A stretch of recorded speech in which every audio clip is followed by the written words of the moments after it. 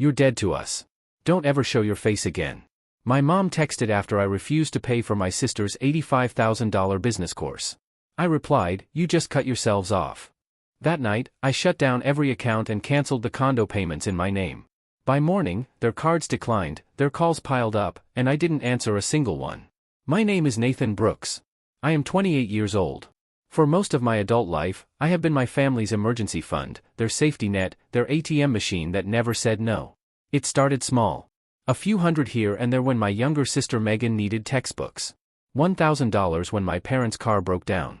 $2,000 when my father wanted to take early retirement at 52. Each time they promised to pay me back. Each time I told them not to worry about it.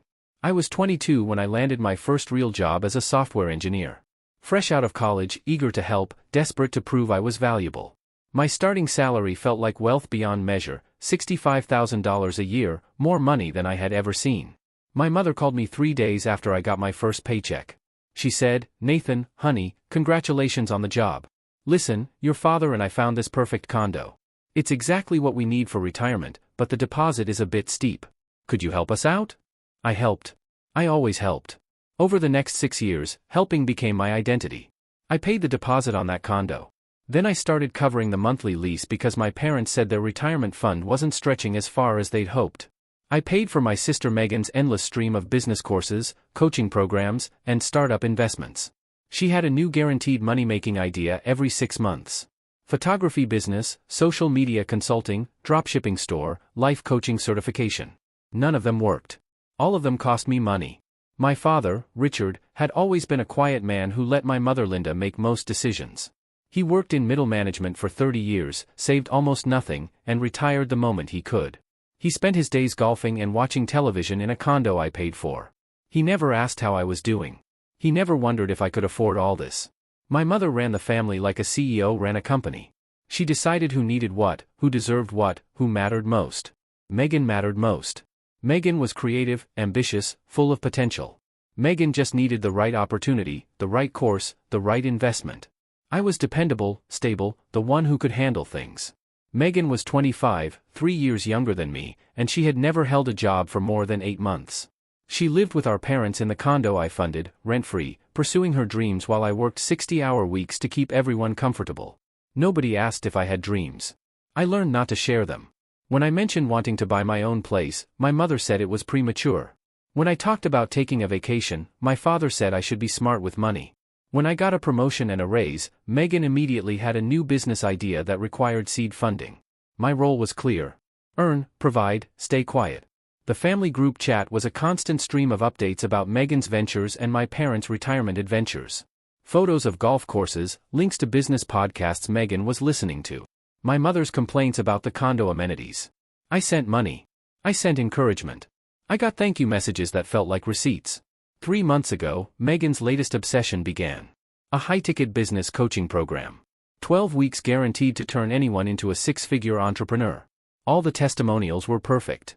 All the success stories were inspiring. All it required was $85,000. She had been hinting about it for weeks, sending me articles about the program, telling me about people who had transformed their lives. Building up to the ask. I knew it was coming. I just didn't know it would be the thing that finally broke me. I sat in my small apartment, the one I rented because I couldn't afford a down payment on anything else. And I looked around at my life. Second-hand furniture, no savings, no emergency fund of my own. I was 28 years old and living paycheck to paycheck despite making 6 figures because every extra dollar went to my family. I thought that was what family did. I thought love meant sacrifice without limits. I was wrong about a lot of things back then. The text came on a Tuesday night at 9:47 p.m. I was reviewing code for a project launch, tired, running on coffee in the vague hope that I might get to bed before midnight. My phone buzzed, family group chat. Megan had sent a message. She said, "Big news, everyone. I got accepted into the Momentum Mastery program. This is the opportunity I've been waiting for. Registration closes Friday. Mom and Dad are so excited for me." My mother replied immediately with celebration emojis and 3 exclamation points. My father sent a thumbs up. I stared at the screen. She hadn't mentioned the cost. She hadn't asked. She had simply announced it like it was already decided. I typed carefully. I said, "That sounds great, Megan. What's the cost?" 3 dots appeared, disappeared, appeared again. Megan replied, the investment is $85,000, but Nathan, this is different. This program has a 98% success rate. The founder is a multimillionaire. People are making their money back in the first month. $85,000. My hands went cold. I had maybe $12,000 in my checking account. Another $8,000 in savings I was trying to rebuild. I was already covering the condo lease at $3,000 a month. Plus, I had just sent Megan $2,000 last month for a website designer who never delivered. I took a breath. I typed. I said, Megan, that's a lot of money. I don't think I can help with this one. The chat went silent. 1 minute, 2 minutes, 5 minutes. Then my phone rang. My mother. I answered. Her voice was sharp. She said, Nathan, what do you mean you can't help? This is your sister's future. I rubbed my eyes. I said, Mom, I've already invested over $60,000 in Megan's businesses in the last 3 years. None of them have worked out. I can't afford another $85,000. She made a sound like I had slapped her. She said, can't afford? You make over $100,000 a year. You're just being selfish. Selfish? The word hit like a physical blow. I said, I'm not being selfish. I'm being realistic. I'm already paying for your condo, your utilities, Dad's car insurance. I can't keep doing this. My mother's voice turned ice cold. She said, so that's it? You're going to let your sister's dreams die because you want to hoard your money? Hoard? As if I had anything to hoard. I said, Mom, I've been supporting this family for 6 years. I have nothing saved. I rent a tiny apartment. I drive a 10-year-old car. I'm not hoarding anything. She cut me off. She said, you know what, Nathan? I didn't raise you to be this selfish. Megan needs this. Your father and I need you to step up. That's what family does. I closed my eyes. I felt something shift inside me. A door I had kept carefully closed starting to crack open. I said quietly, what about what I need? Silence. Then my mother said, you need to think about someone other than yourself for once. The call ended. I sat there, phone in hand, staring at nothing. The group chat came alive again. Megan sent a long message about how disappointed she was, about how she had always looked up to me, about how she couldn't believe I would sabotage her future like this. My father sent a short message. He said, Nathan, your mother is very upset. Maybe you should reconsider. I read the messages, all of them, every guilt trip, every accusation, every expectation that I would fold like I always did. And then I did something I had never done before. I turned off my phone. I sat in the silence of my apartment, feeling my heart pound, feeling years of resentment and exhaustion bubble to the surface. I had given them everything, and it still wasn't enough. It would never be enough. That night I didn't sleep. I sat at my laptop staring at spreadsheets, bank accounts, payment histories, subscriptions in my name, leases I had signed, cards I had co-signed. I had built them a life. And they thought I was selfish for not building more. By 3 a.m., I had made a decision. I was done. I woke up at 6 a.m. after 2 hours of restless half-sleep. My phone was still off. The silence felt strange, liberating, and terrifying at the same time. I made coffee. I sat by the window, watching the city wake up. Delivery trucks, early commuters, people starting their days without the weight I carried. I thought about turning my phone back on, checking the messages, seeing what new guilt trip my family had crafted overnight. But I didn't. Not yet. I thought instead about the past 6 years, every transfer, every emergency, every promise to pay me back that evaporated like morning fog. I thought about my college graduation. I had worked 3 jobs to get through school with minimal debt. I graduated with honors. My family came to the ceremony. My mother spent the whole time talking about how Megan was struggling with her classes, how stressful it was, how unfair her professors were. Nobody asked about my plans. Nobody celebrated my achievement. I thought about the time I got promoted to senior engineer. I had worked for it, earned it. I called my parents, excited. My father said congratulations and then immediately asked if the raise meant I could help with a new roof for the condo. I thought about last Christmas. I had bought everyone gifts, thoughtful ones. A cashmere scarf for my mother, golf clubs for my father, a professional camera for Megan's photography phase. They gave me a gift card to a restaurant. $25. I thought about my birthday 3 months ago. I turned 28. Nobody called. Nobody texted. 2 days later, my mother sent a message asking if I had paid the condo utilities yet. These memories lived in me like stones in my pockets, weighing me down, making it harder to move forward. I had told myself it was fine, that family was complicated, that love meant sacrifice, but sacrifice was supposed to go both ways, and I was the only one sacrificing.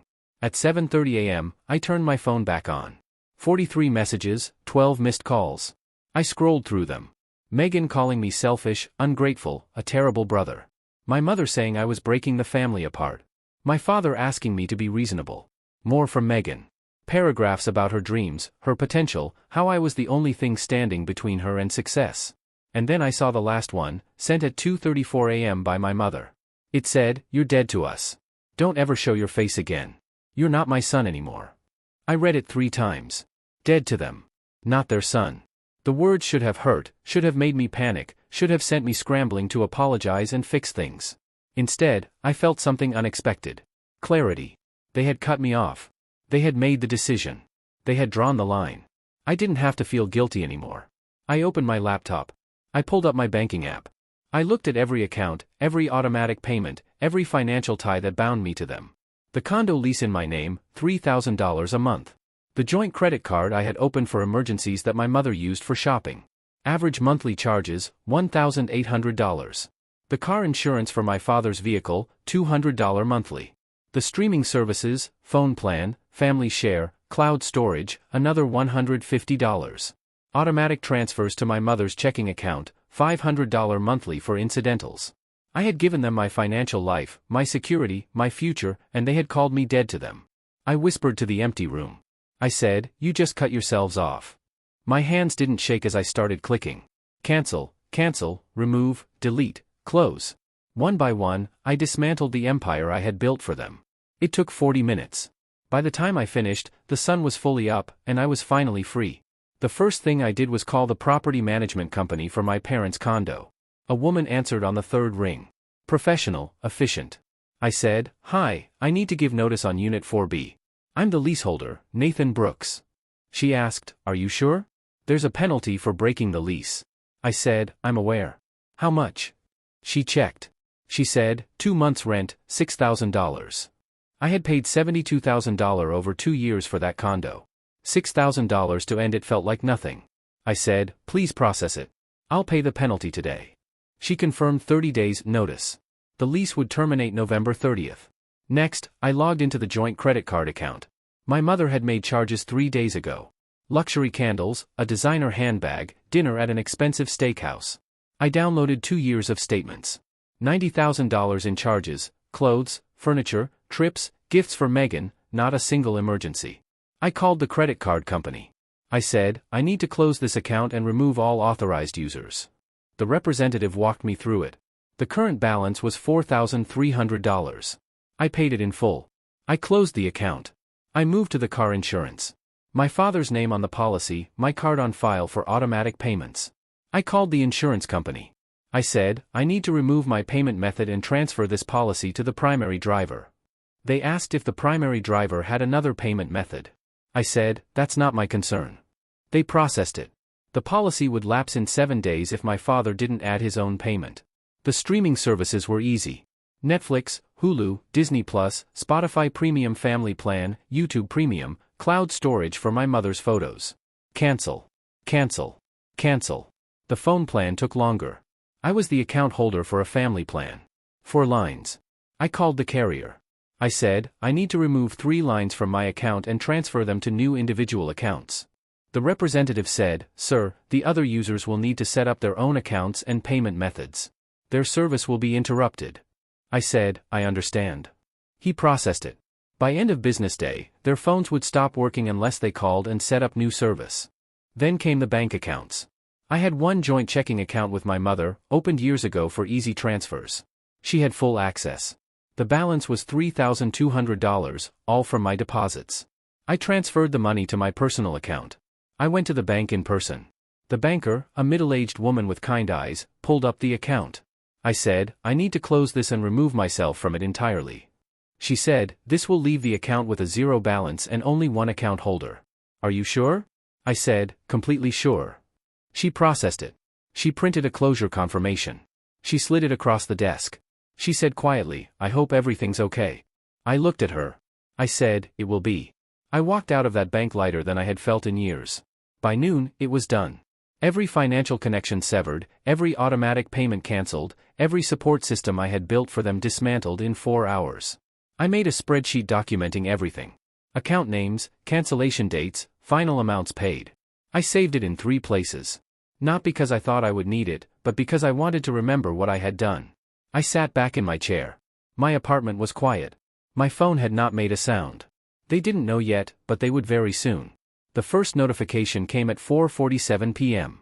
My phone, still on silent, lit up. My mother calling. I didn't answer. She called again and again. Then texts started flooding in. My mother, Nathan, the credit card got declined at the store. Fix it now. 2 minutes later, Nathan, answer your phone. 4 minutes later, what did you do? The card isn't working. I watched the messages appear. I felt nothing. My father called. I let it ring out. Megan called, then my mother again. Then all 3 of them in rapid succession. The texts became more frantic. My mother, the property management called. They said you canceled the lease. Call me immediately. Megan, what the hell is wrong with you? Mom is freaking out. My father, son, we need to talk. This isn't funny. I set the phone face down. I made dinner. Pasta with vegetables. Simple. Quiet. While I ate, my phone vibrated continuously against the table. A rhythm of panic. At 6:15 p.m., my mother left a voicemail. I played it on speaker. Her voice was shaking with rage. She said, Nathan, I don't know what kind of breakdown you're having, but you need to fix this right now. You can't just cancel everything and disappear. We have bills. We have responsibilities. Call me back in the next hour or I swear I'll drive to your apartment and we'll handle this face to face. I deleted the voicemail. At 7:30 p.m., the group chat exploded. My mother had sent a message to the extended family chat. Aunts, uncles, cousins, everyone. She said, everyone, I need to share what's happening. Nathan has had some kind of mental breakdown. He's canceled all our accounts, shut off our services, and won't answer our calls. If anyone has contact with him, please tell him his family is worried and he needs to get help. Mental breakdown. That was the story she was telling. My Aunt Carol replied, oh no, Nathan, honey, if you see this, please reach out. We're here for you. My Uncle Stephen, what happened? Is he okay? Megan jumped in, he's being completely irrational. He refused to help with a business opportunity and now he's punishing all of us. My mother again, he told me I was dead to him. His own mother.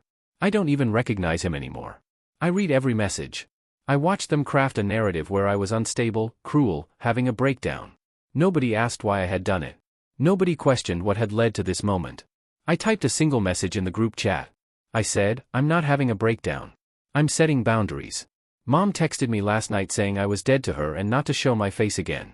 I'm simply honoring her request. All financial support has ended. Everyone needs to make their own arrangements now. I hit send. The chat went silent. Then chaos. My mother, that's not what I meant. You know I was just upset. Megan, this is insane. You're really going to destroy the family over one argument? My Aunt Carol, Nathan, surely you can work this out. My Uncle Stephen, this seems extreme. I typed one more message. I said, I've supported this family financially for 6 years. I've paid over $200,000 in total. I've received one thank you card and countless demands for more. I'm done. Do not contact me again. I left the group chat. I blocked my mother's number, then my father's, then Megan's. My phone finally went quiet. I sat in the silence, feeling my heart rate slow, feeling the weight lift. They had called me dead to them. I had simply agreed. That night, I couldn't sleep. Not from guilt or regret, but from adrenaline, from the clarity of finally taking action. I sat at my desk and opened the folder I had started months ago. A folder I had never really admitted I was building. A folder titled Family Finances.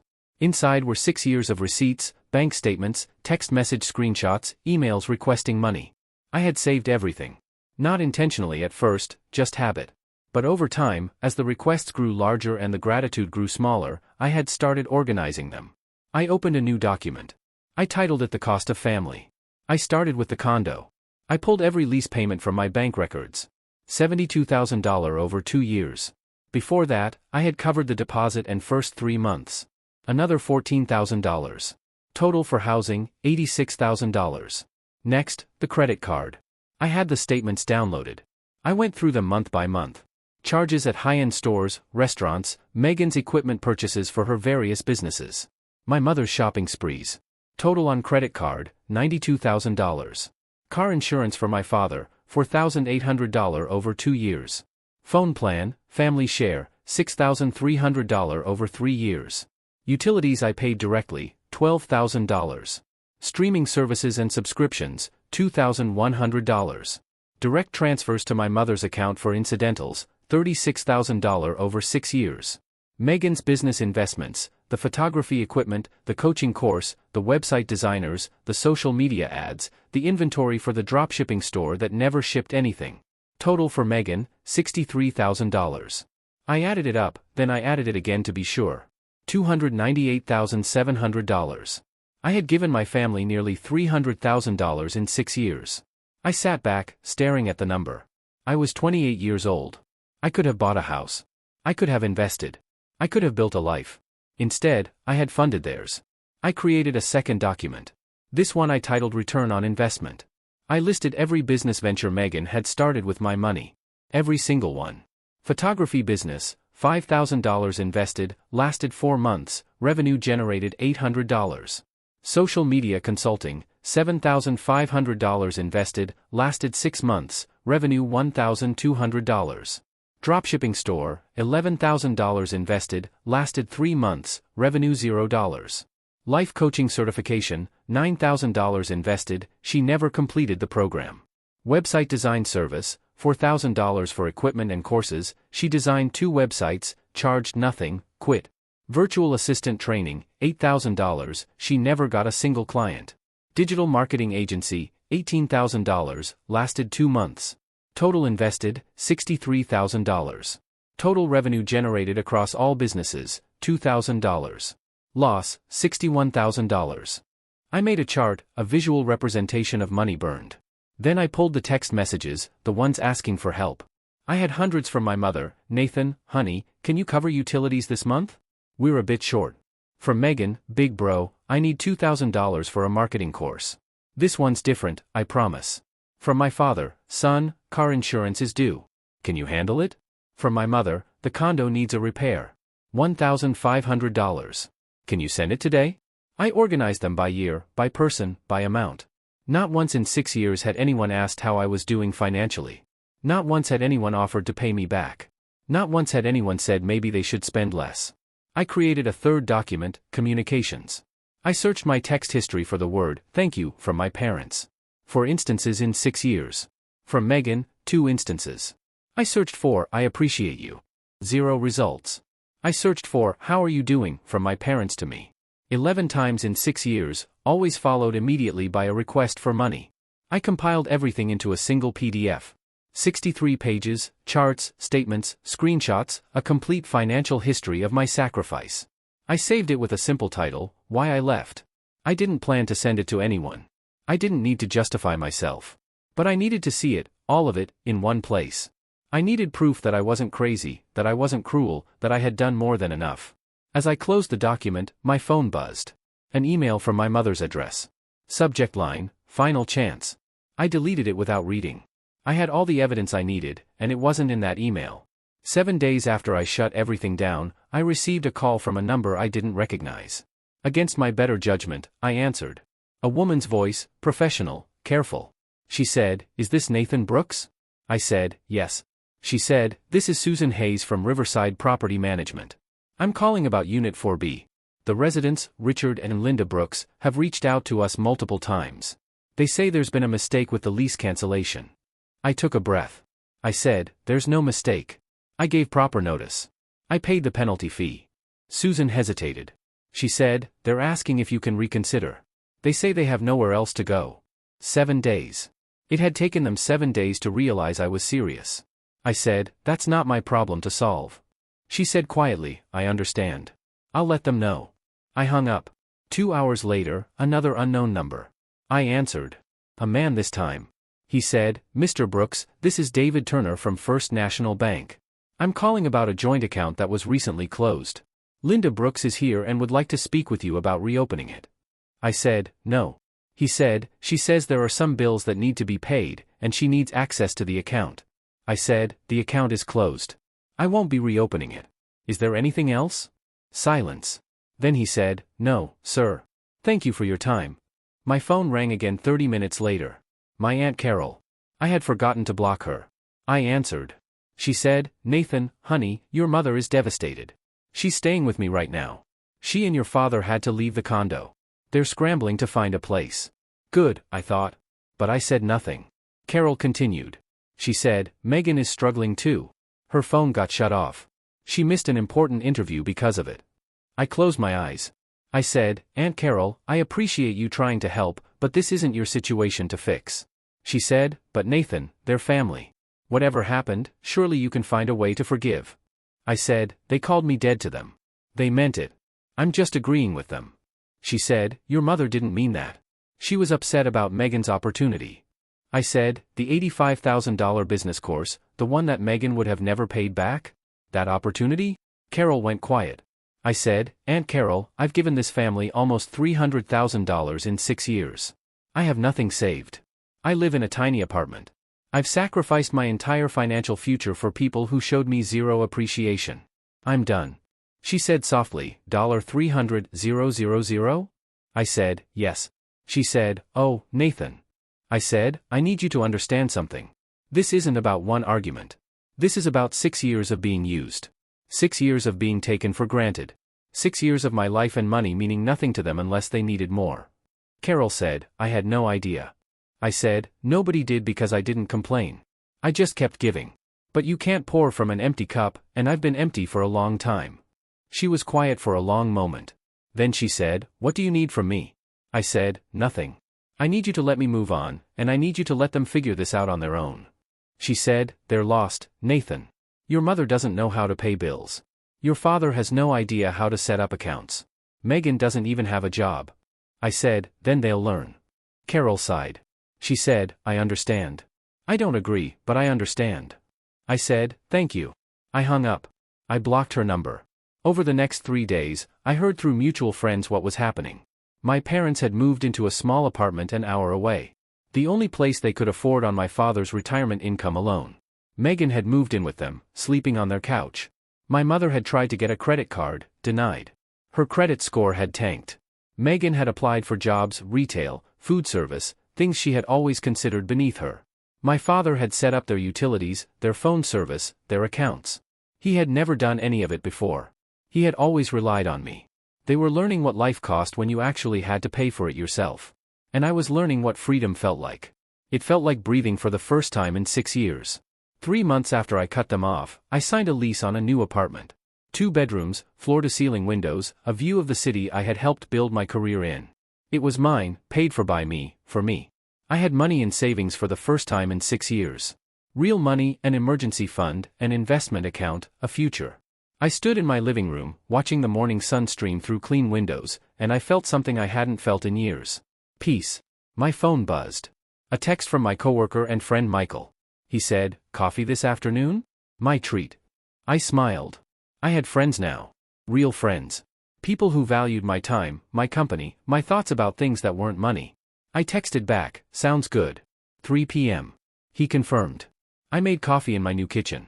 Real coffee, not the cheap stuff I used to buy because every dollar mattered. I sat by the window and opened my laptop. An email from my financial advisor. My investment portfolio had grown 14% in 3 months.